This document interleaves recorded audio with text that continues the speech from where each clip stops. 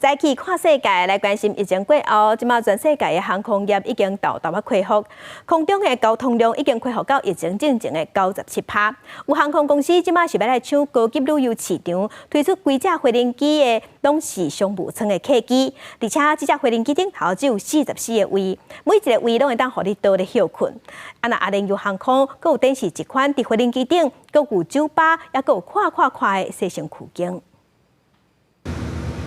今日这台空中巴士 A319飞机内面一排只敢若4个椅仔，每一个椅仔拢会当天边，互人客倒休困，而且椅仔后壁无荧幕，是直接分予每一位人客一台平板电脑。这是讲全世界第一间全飞机拢商务舱的高级航空公司。Beyond 最近伫杜拜航空展展示的内部装备，一台飞机只敢若44个位，目标是5年机队扩充到32台。Also, the yields in a luxury travel are now 20% higher than before COVID. So there is this pent-up demand what we are experiencing. There are a lot of people who are now saying that this is just a sort of a blip that everyone wants to sort of get that experience in after being locked down for 2 years.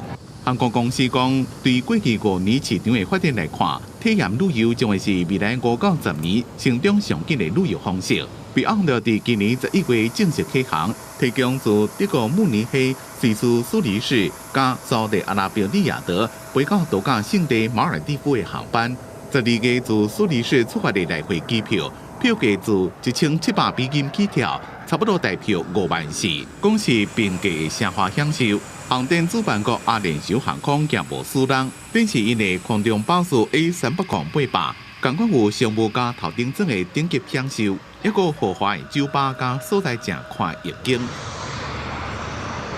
另外，这台是这边展示上水大飞机之一，伊是一间新创公司研发电动随着起降飞机的原型机。 甲飞行员算入去，会当载5个人，一边会当飞250公里。What you see behind us, which is the manned version or electrical air taxi, as some refer to it, is planned to be certified and then further exported. As a third step, we would then move to the European and then US markets.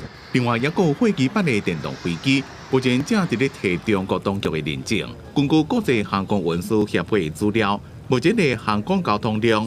已经登到疫情之前的97%。2年一遍的杜拜航空展览，展出各种的上新的飞机，从客机、军机到货机，就是想要抢疫情了航空市场这个大饼。公司新闻张伟林编译。